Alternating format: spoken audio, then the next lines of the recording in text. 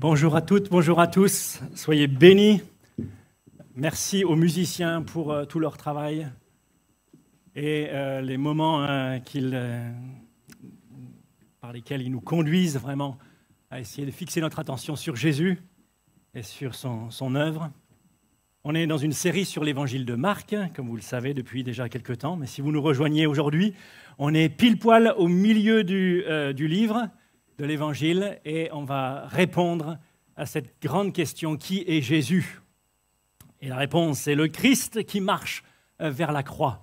On va lire les versets de Marc, chapitre 8, et on va lire tout le chapitre jusqu'au verset 38. Vous êtes prêts? En ces jours-là, une foule nombreuse était de nouveau réunie, et ils n'avaient pas de quoi manger. Jésus appela ses disciples et leur dit: « Je suis ému de compassion pour cette foule, car voilà 3 jours qu'ils sont près de moi et ils n'ont rien à manger. Si je les renvoie chez eux à jeun, les forces leur manqueront en chemin, car quelques-uns d'entre eux sont venus de loin. » Ses disciples lui répondirent: « Comment pourrait-on les rassasier de pain ici, dans un lieu désert ?» Jésus leur demanda: « Combien avez-vous de pain ?» « 7, répondirent-ils. Alors il fit asseoir la foule par terre, prit les 7 pains, et après avoir rendu grâce, il les rompit et les donna à ses disciples pour les distribuer. Et ils les distribuèrent à la foule. Ils avaient encore quelques petits poissons, et Jésus, ayant rendu grâce, les fit aussi distribuer. Ils mangèrent et bu et furent rassasiés, et l'on emporta 7 corbeilles pleines de morceaux qui restaient. Ils étaient environ 4000. Ensuite, Jésus les renvoya. Aussitôt, il monta dans la barque avec ses disciples, et il se rendit dans la contrée de Dalmanuta. Les pharisiens vinrent, se mirent à discuter avec Jésus, et pour l'éprouver, lui demandèrent un signe venant du ciel. Jésus, soupirant profondément en son esprit, dit: « Pourquoi cette génération demande-t-elle un signe? Je vous le dis en vérité, il ne leur sera point donné de signe à cette génération. » Puis il les quitta et remonta dans la barque pour passer sur l'autre bord. Les disciples avaient oublié de prendre des pains. Ils n'en avaient qu'un seul avec eux dans la barque. Jésus leur fit cette recommandation: « Gardez-vous avec soin du levain des pharisiens et du levain d'Hérode. » Les disciples raisonnaient entre eux et disaient: « C'est parce que nous n'avons pas de pain. » Jésus, le sachant, leur dit: « Pourquoi raisonnez-vous sur ce que vous n'avez pas de pain? Êtes-vous encore sans intelligence et ne comprenez-vous pas? Avez-vous le cœur endurci? Ayant des yeux, ne voyez-vous pas? Ayant des oreilles, n'entendez-vous pas? Et n'avez-vous point de mémoire? Quand j'ai rompu les 5 pains pour les 5000 hommes, combien de paniers pleins de morceaux avez-vous emportés? 12, lui répondirent-ils. Et quand j'ai rompu les 7 pains pour les 4000 hommes, combien de corbeilles pleines de morceaux avez-vous remportés? 7, répondirent-ils. Et il leur dit: « Ne comprenez-vous pas encore? » Ils se rendirent à Bethsaïda, et on amena vers Jésus un aveugle qu'on le pria de toucher. Il prit l'aveugle par la main et le conduisit hors du village, puis il lui mit de la salive sur les yeux, lui imposa les mains et lui demanda s'il voyait quelque chose. Il regarda et dit: « J'aperçois les hommes, mais j'en vois comme des arbres et qui marchent. » Jésus lui mit de nouveau les mains sur les yeux, et quand l'aveugle regarda fixement, il fut guéri et vit tout distinctement. Alors Jésus le renvoya dans sa maison en disant: « N'entre pas au village. » Jésus s'en alla avec ses disciples dans les villages de Césarée de Philippe, et il leur posa en chemin cette question: « Qui suis-je au dire des hommes ?» Ils répondirent: « Jean-Baptiste, les autres Élie, les autres l'un des prophètes. » « Et vous, leur demanda-t-il, qui dites-vous que je suis ?» Pierre lui répondit: « Tu es le Christ. » Jésus leur recommanda sévèrement de ne dire cela de lui à personne. Alors il commença à leur apprendre qu'il fallait que le Fils de l'homme souffre beaucoup, qu'il soit rejeté par les anciens, par les principaux sacrificateurs et par les scribes, qu'il soit mis à mort et qu'il ressuscite 3 jours après. Il leur disait ces choses ouvertement. Et Pierre, l'ayant pris à part, se mit à le reprendre. Mais Jésus, se retournant et regarda ses disciples, réprimanda Pierre et dit « Arrière de moi, Satan, car tu ne conçois pas les choses de Dieu, tu n'as que des pensées humaines. » Puis, ayant appelé la foule avec ses disciples, il leur dit « Si quelqu'un veut venir après moi, qu'il renonce à lui-même, qu'il se charge de sa croix et qu'il me suive. Car celui qui voudra sauver sa vie la perdra, mais celui qui perdra sa vie à cause de moi et de la bonne nouvelle la sauvera. Et que sert-il à un homme de gagner tout le monde s'il perd son âme? Que donnerait un homme en échange de son âme? Car quiconque aura honte de moi et de mes paroles au milieu de cette génération adultère et pécheresse, le Fils de l'homme aura aussi honte de lui quand il viendra dans sa gloire, dans la gloire de son Père avec les saints anges. Jusqu'ici la parole de Dieu. Prions. Notre Père, nous voulons te remercier encore pour ce que tu nous as laissé ta parole afin que nous puissions te connaître.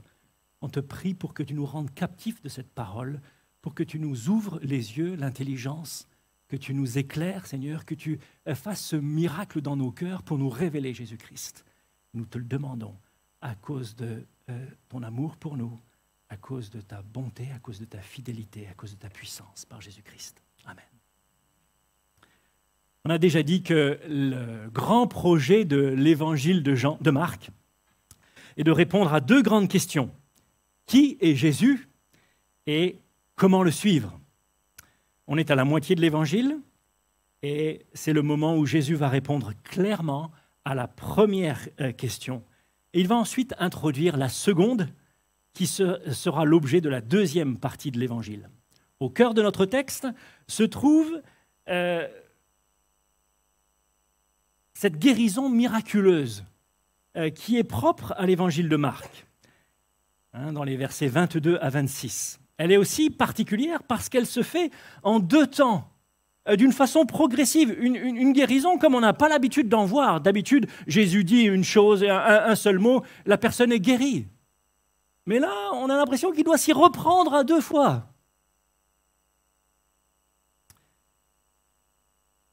Elle a lieu aussi après un échange déconcertant entre Jésus et ses disciples qui ne comprennent pas vraiment qui est Jésus. Au verset 21, on sent une lassitude ici.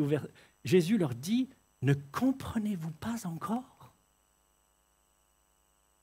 Peut-être que vous avez commencé la lecture de l'évangile de Marc il y a quelques semaines et que vous arrivez là au chapitre 8 et que vous pourriez aussi entendre cette parole de Jésus « Ne comprenez-vous pas encore ?» Vous n'avez pas vu tous ces miracles, le nombre de démons chassés, Jésus marchant sur les eaux, nourrissant la foule. Mais une fois éclairé, une fois qu'il donne la bonne réponse au fond,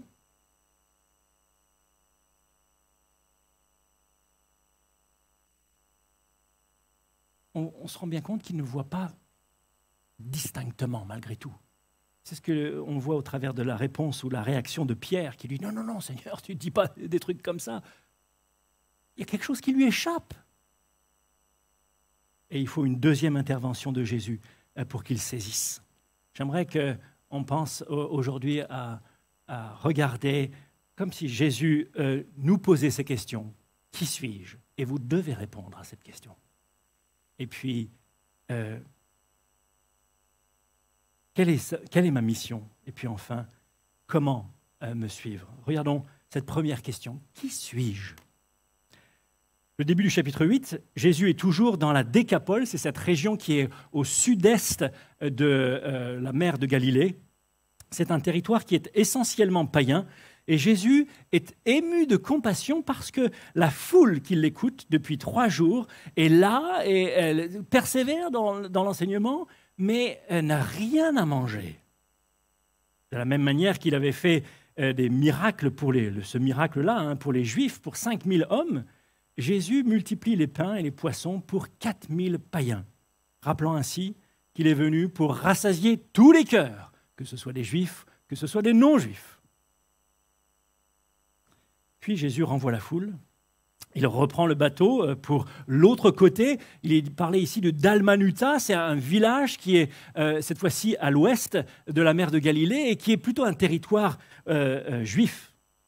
Et au verset 11, il est interpellé par des pharisiens. Ce sont des hommes religieux de l'époque. Et il lui demande de faire un miracle. Qu'il leur donne un signe venant du ciel. Et il demande ce signe afin de pouvoir l'éprouver, dit le texte. En fait, c'est dans l'espoir qu'il sera incapable d'accomplir ce signe et de sorte qu'il pourrait aussi le discréditer. Vous avez déjà entendu des personnes dire « Ah, j'ai demandé à Dieu d'intervenir dans cette situation de ma vie, une situation qui était tellement difficile, et puis il ne l'a pas fait. Alors, je ne croirai pas en lui. Il n'a pas fait ce que je lui demandais. Alors je ne crois pas qu'il est Dieu. Je ne veux pas de lui. J'ai prié, il ne m'a pas exaucé, je ne veux pas de lui. » Vous voyez le côté absurde de ce raisonnement? Si Jésus est Dieu, ce n'est pas lui qui fait ce que je lui demande, mais moi qui me soumets à lui.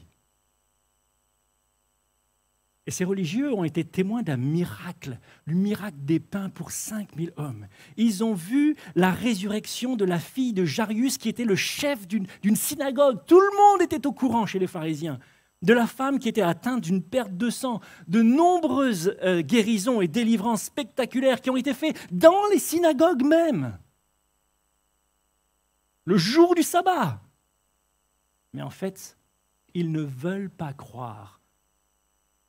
Parce que croire, ça bouleverserait leur vie. Et ils ne veulent pas voir leur vie bouleversée. Est-ce que vous aussi, vous avez peut-être tendance à demander un signe pour croire? Qu'est-ce que vous attendez pour croire?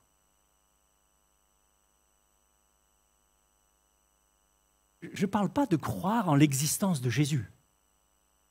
Ça n'est pas à croire, c'est un fait, il a existé, il est mort sur une croix et les écrits disent qu'il est ressuscité d'entre les morts. Je dis, est-ce que vous croyez en Christ? C'est-à-dire que vous acceptez les implications de ces vérités dans votre propre vie?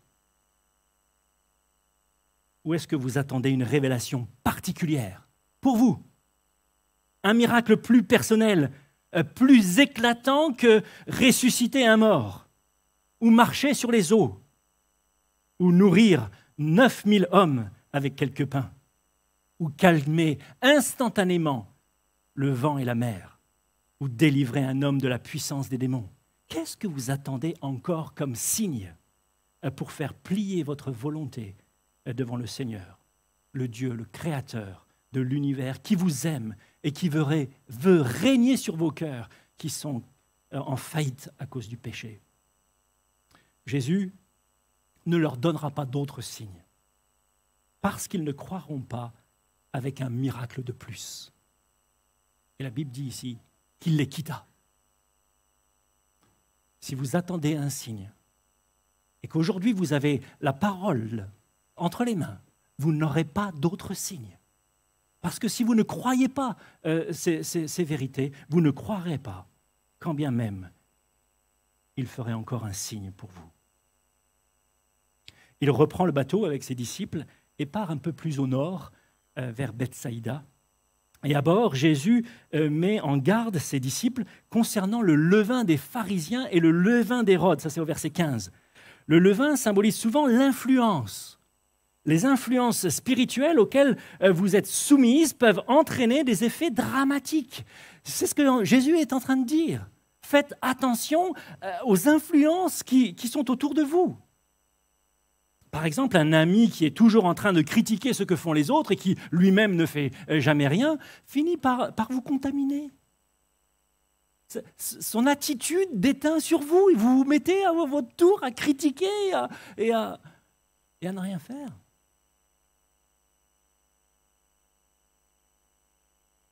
les gens dirigent leur vie selon leur propre vision du monde.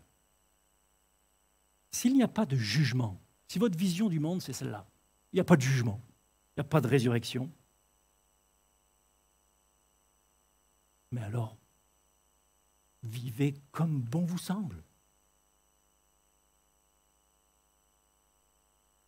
Vivez égoïstement, vivez sans tenir compte des autres, sans tenir compte de Dieu, sans tenir compte de la mort. De toute manière, rien n'a de plus d'importance.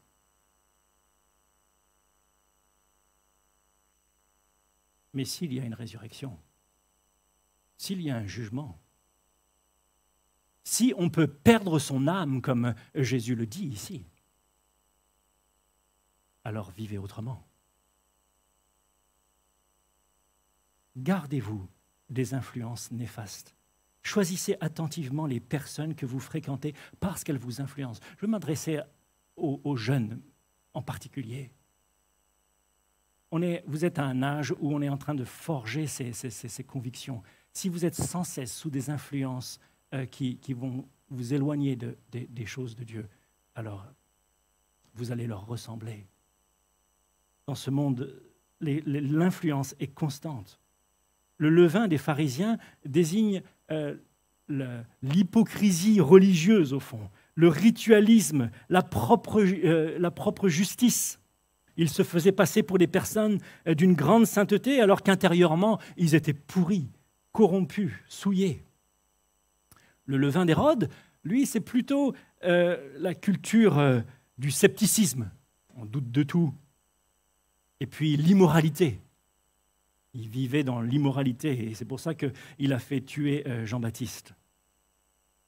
C'est la mondanité. La culture matérialiste et les influences immorales, c'était la culture romaine de l'époque et c'est encore notre culture aujourd'hui. Gardez-vous avec soin de telles influences. Les disciples ne saisissent pas du tout la portée de l'instruction du Seigneur et s'imaginent que s'ils disent cela, c'est parce qu'ils n'ont pas pris les pains qui leur restaient.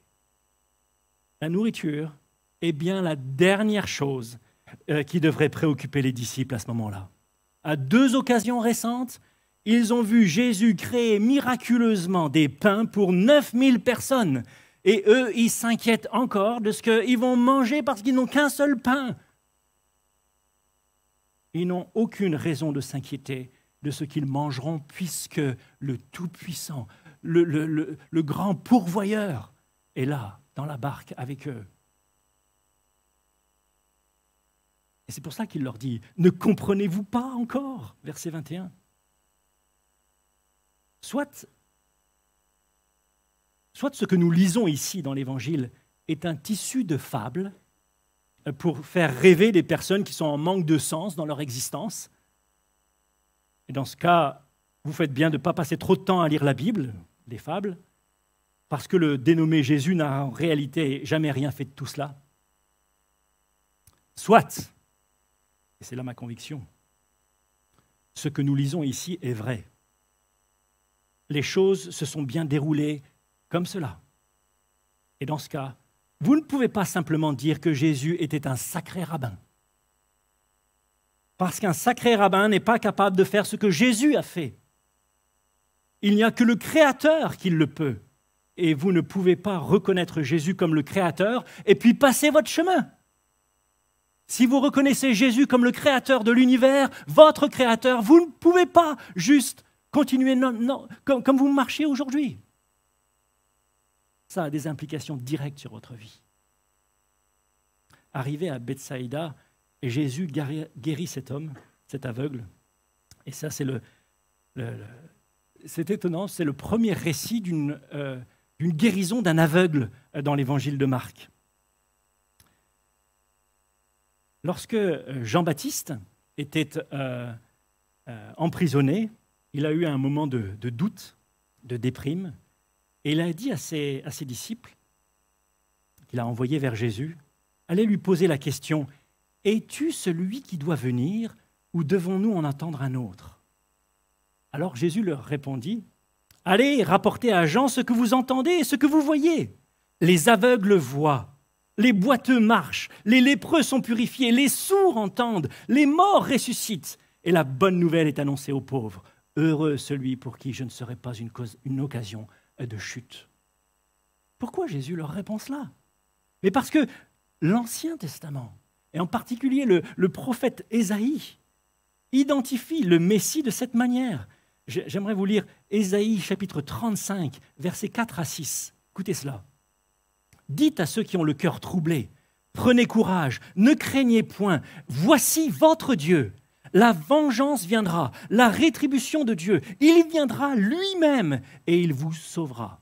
Alors, s'ouvriront les yeux des aveugles, s'ouvriront les oreilles des sourds. Alors le boiteux sautera comme un cerf et la langue du muet éclatera de joie, car les eaux jailliront dans le désert et les ruisseaux dans la solitude. En chapitre 7 de l'évangile de Marc, juste avant le passage que l'on vient de lire, Jésus a guéri un sourd muet. Et quand il l'a guéri, au verset 37, les gens disaient « Il fait tout à merveille, il fait entendre les sourds et parler les muets. » Et c'est une référence directe, cette surdité, le côté muet de cette personne, c'est une référence directe à ce que le Messie doit faire.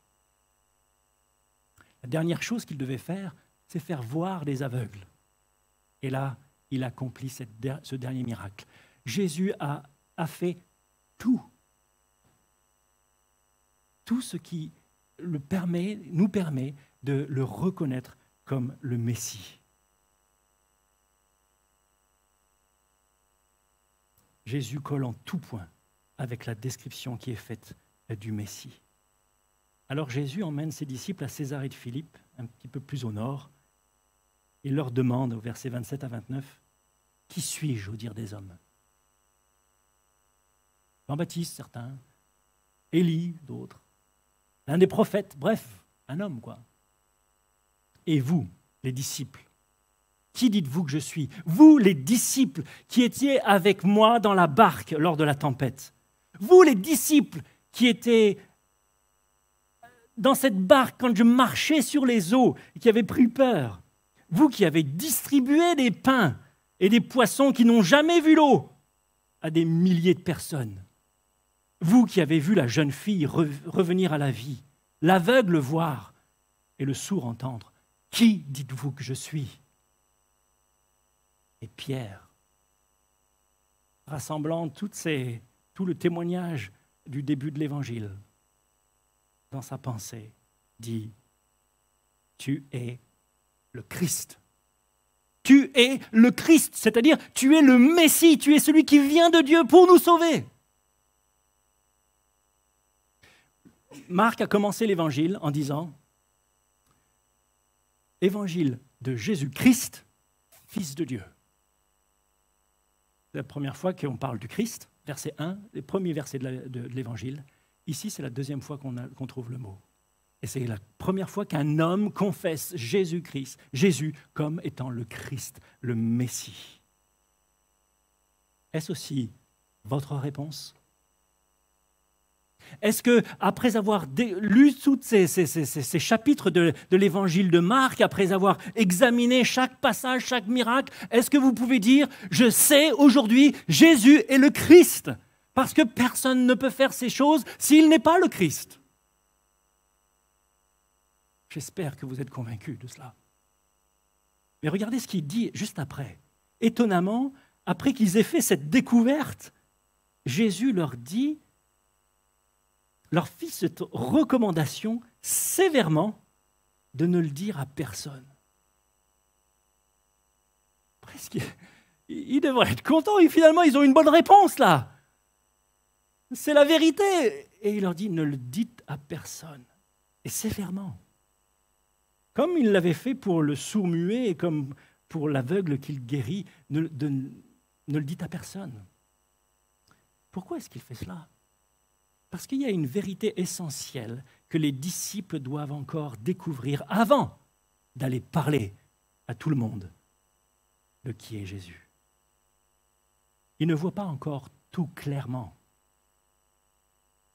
Un message qui insisterait que sur les guérisons miraculeuses de Jésus serait insuffisant. Jésus n'est pas seulement un guérisseur. Jésus n'est pas simplement quelqu'un qui pourvoit à nos besoins.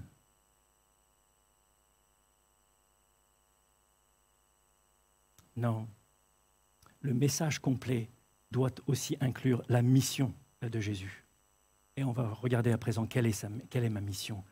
Après ce moment sublime de révélation, d'ailleurs l'évangéliste Matthieu, dans le passage parallèle, il rapporte que les paroles de Jésus, où Jésus dit « Tu es heureux, Simon, fils de Jonas ».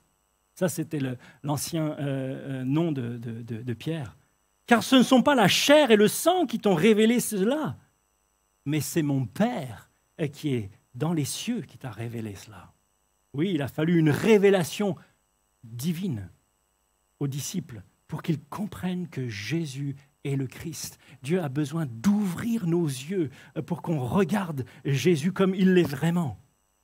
Après une telle révélation, Jésus leur révèle ce qui va lui arriver. On voit ça au verset 31. Alors il commença à leur apprendre qu'il fallait que le Fils de l'homme, le Messie, souffre beaucoup, qu'il soit rejeté par les anciens, par les principaux sacrificateurs et par les scribes, qu'il soit mis à mort et qu'il ressuscite 3 jours après. Oh, il avait déjà évoqué sa mort et sa résurrection, mais plutôt d'une manière un peu sous forme de parabole. Il avait dit, par exemple, « Détruisez ce temple et en 3 jours je le rebâtirai ». Il avait dit aussi, comme Jonas fut 3 jours et 3 nuits dans le ventre d'un grand poisson, le Fils de l'homme, le Messie, sera aussi 3 jours et 3 nuits dans le sein de la terre. Mais maintenant, il leur parle, le texte nous dit, verset 32, ouvertement. Il leur dit les choses ouvertement, c'est-à-dire d'une manière limpide, tellement claire. Et il le fera encore au chapitre 9 et au chapitre 10. L'idée que le Messie puisse souffrir n'avait aucun sens pour les disciples. Le Messie est vainqueur. Le Messie, il triomphe de ses ennemis. Il est Dieu et il instaure son règne de justice. Il délivrera son peuple de l'occupation romaine. Il ne peut pas mourir. Il ne peut pas souffrir beaucoup. Il ne peut pas être rejeté par les scribes, les principaux sacrificateurs. C'est lui leur patron. Alors Pierre le reprend. Il reprend Jésus. Mais qu'est-ce que tu racontes? Ça ne peut pas t'arriver. Tu chasses les démons, tu nourris les foules. Tu défies les lois de la gravité en marchant sur les eaux. Toutes choses te sont soumises. Tu ne peux pas être rejeté et mourir, non. Mais la réponse de Jésus est cinglante. Arrière de moi, Satan. Tu ne conçois pas les choses de Dieu. Tu n'as que des pensées humaines. Pierre ne voit pas encore comme Jésus veut qu'il voie. Il voit flou. Il ne voit pas la mission de Jésus. Et régner sans connaître la croix, c'est la tentation du diable. Mais Jésus est venu pour mourir et pour payer pour nos fautes. Vous avez remarqué, verset 31, il emploie le mot falloir, le verbe falloir. Il faut que le Fils de l'homme meure. Il indique ici son intention de mourir et sa pleine volonté de le faire. Ce n'est pas simplement une prédiction qu'il fait, mais c'est comme cela que ça doit se passer. Et c'est ça qui scandalise Pierre. C'est une chose de dire « je combattrai, mais je serai vaincu ». Et c'est en est une autre de dire « c'est pour cela que je suis venu. Je viens pour mourir. J'ai prévu de mourir. » Et c'est de cette manière que je vaincrai le mal, que je redresserai la situation. Jésus doit souffrir, doit être rejeté. Jésus doit être mis à mort et doit ressusciter. C'est une nécessité absolue. Si Jésus ne meurt pas, le monde ne sera pas transformé, sauvé. Si Jésus ne meurt pas, il n'y a aucun espoir pour aucun de nous d'être transformé, d'être sauvé. Jésus doit mourir, il veut mourir parce que c'est le seul moyen pour nous racheter, pour nous pardonner, pour que nous puissions être à nouveau en communion avec lui pour l'éternité. Il faut que Jésus meure pour détourner de nous la colère de Dieu et payer la pénalité du péché, c'est-à-dire la mort.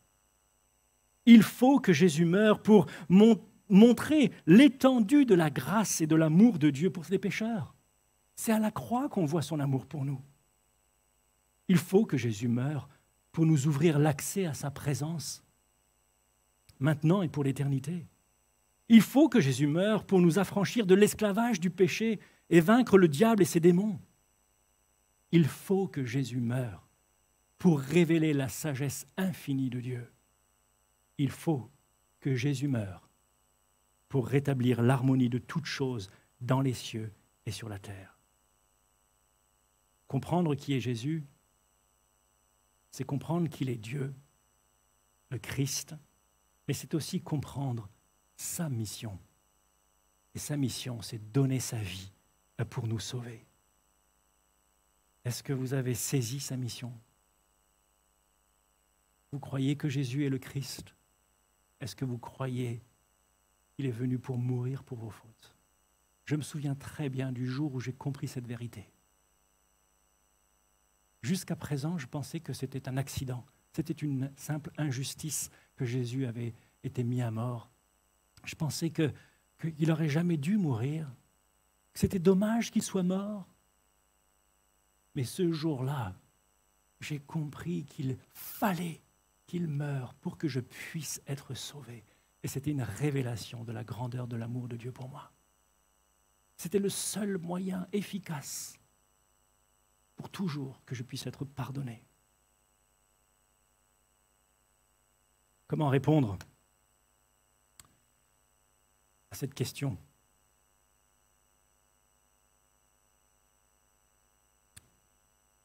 Comment me suivre? Quand j'ai compris ces deux vérités essentielles, qui est le Christ et sa mission, qu'est-ce que je fais avec ça?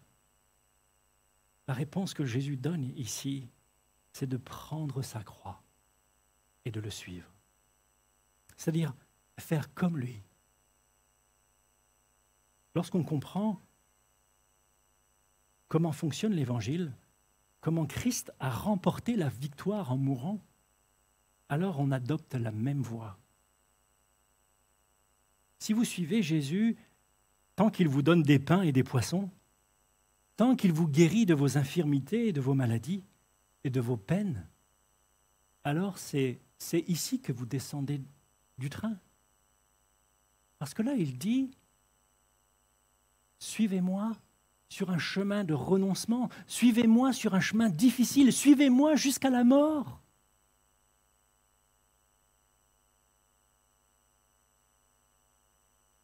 Et là, il y a un prix à payer pour être disciple de Christ. Si Jésus est vraiment le roi, il ne peut pas être un moyen de parvenir à vos fins. Pierre, peut-être il s'imaginait bien Jésus président, Jésus roi, et puis lui, premier ministre. Mais Jésus lui dit, pour régner sur les cœurs, je vais mourir sur une croix. Et toi, si tu veux régner avec moi, prends ta croix, suis-moi. C'est pour ça que ça l'a révolté. Vous ne pouvez pas utiliser Jésus. Vous ne pouvez que vous mettre à ses pieds et lui dire « Que veux-tu que je fasse ?»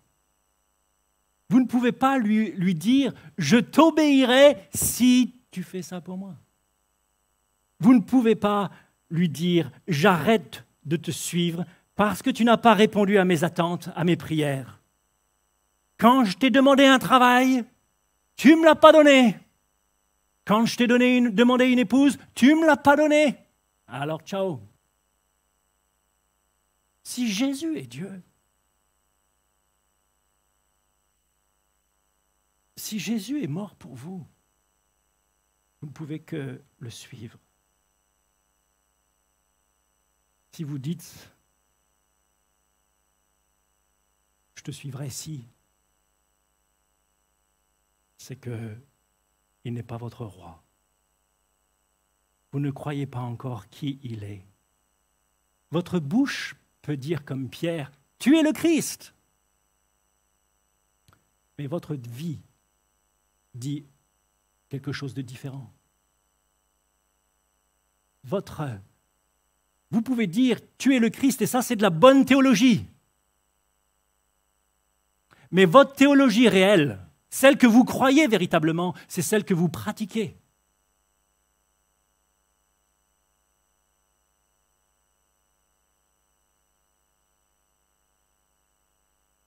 Prendre votre croix, c'est renoncer à déterminer vous-même ce que sera votre vie. C'est perdre le contrôle de votre vie et arrêter d'utiliser Jésus pour mener à bien vos projets. Prendre votre croix, c'est accepter de perdre votre vie. Pour certains chrétiens, en particulier pour les disciples, cette exigence ira jusqu'à la perte de la vie physique. Mais pour tous, pour nous tous, elle signifie la mort à nous-mêmes et notre attachement à Jésus. C'est faire passer les intérêts des autres au-dessus des nôtres. C'est renoncer à la vengeance, à la rancœur. C'est pardonner à ceux qui nous ont offensés. C'est ne pas attendre d'être servi pour servir notre prochain. C'est faire aux autres ce que nous aimerions qu'ils fassent pour nous. Prendre votre croix, c'est cesser d'attendre que votre conjoint fasse ceci ou cela pour vous, mais que vous commenciez à le servir comme Christ est venu pour vous servir. Mais Jésus n'est pas seulement un roi. Il est un roi qui est allé jusqu'à la croix pour vous. Ça signifie que vous ne lui obéissez pas simplement parce qu'il a toute autorité, mais parce que vous avez connu son amour pour vous. Et vous allez l'aimer et lui faire confiance en retour. C'est en regardant Christ crucifié que vous allez trouver le désir de le suivre, le désir de l'aimer, le désir de renoncer à votre propre vie. Lui faire confiance. Si Jésus est vraiment celui qu'il prétend être, le Messie, le roi de l'univers, le parfait, et qu'il a effectivement renoncé à tout pour que nous soyons sauvés en mourant à notre place, alors je ne peux pas être son disciple incognito, mais je vais le proclamer autour de moi. Je vais m'afficher avec lui, comme disent les jeunes. Et pour lui, et notamment par le baptême, vous avez noté ces versets ? Quiconque aura honte de moi et de mes paroles au milieu de cette génération adultère et pécheresse, le Fils de l'homme aura honte de lui quand il viendra dans la gloire de son Père avec ses saints anges. Il est en train de tirer une ligne ici, en disant maintenant, si vous avez honte de moi, au milieu d'une génération qui est pervertie, qui est corrompue,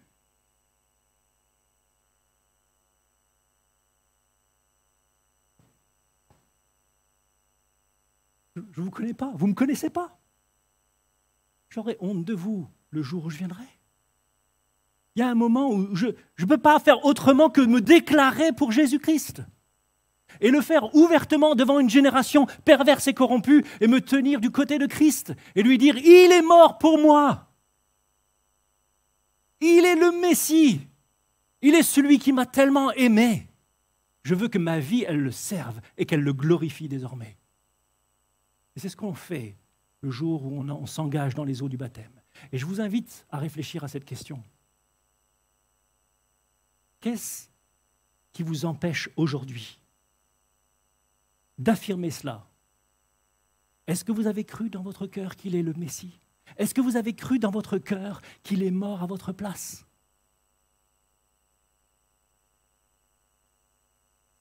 Alors, suivez-le. Les choses qui vous retiennent peut-être, c'est ce que le monde pense. Et toutes vos réflexions.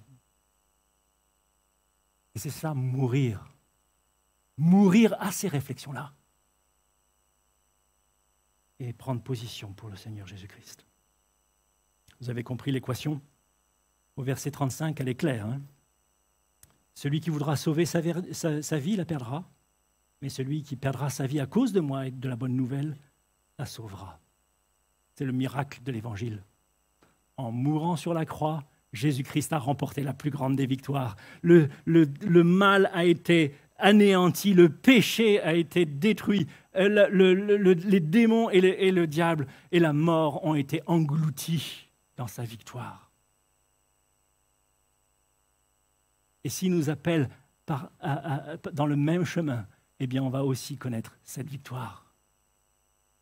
On va aussi connaître cette véritable vie. Vous devez répondre à cette question.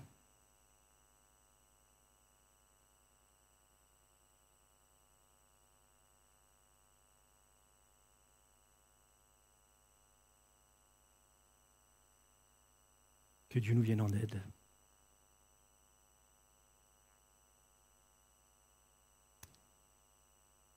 Nous pouvons vraiment lui faire confiance. Que c'est en prenant notre croix et en le suivant que nous réussissons véritablement notre vie. C'est en acceptant de suivre Christ que notre vie portera beaucoup de fruits. Que Dieu nous vienne en aide. Prions. Seigneur notre Dieu, nous voulons te remercier pour ta parole. Elle est la vérité, elle est efficace, Seigneur, pour parler à nos cœurs. Seigneur, on est bien comme ses disciples. On ne comprend pas toujours très bien à qui tu es et ce que tu as fait pour nous. On est conscient, Seigneur, de notre besoin d'être éclairé par toi. Et je prie pour que dans ces moments, à l'écoute de ta parole, par l'action de ton esprit, tu éclaires chacun de nos cœurs pour que l'on comprenne qui tu es et ce que tu as accompli pour nous et comment nous pouvons te suivre en nous engageant, Seigneur, à une vie de renoncement, à une vie de mort à nous-mêmes, d'attachement à Jésus-Christ, mais à une vie victorieuse, à une vie qui triomphe de la mort, à une vie qui porte du fruit abondant, comme la tienne a porté du fruit, Seigneur. Merci, Seigneur, notre Dieu, de nous éclairer, de nous ouvrir les yeux du cœur pour qu'on puisse saisir ces vérités. Par Jésus-Christ. Amen.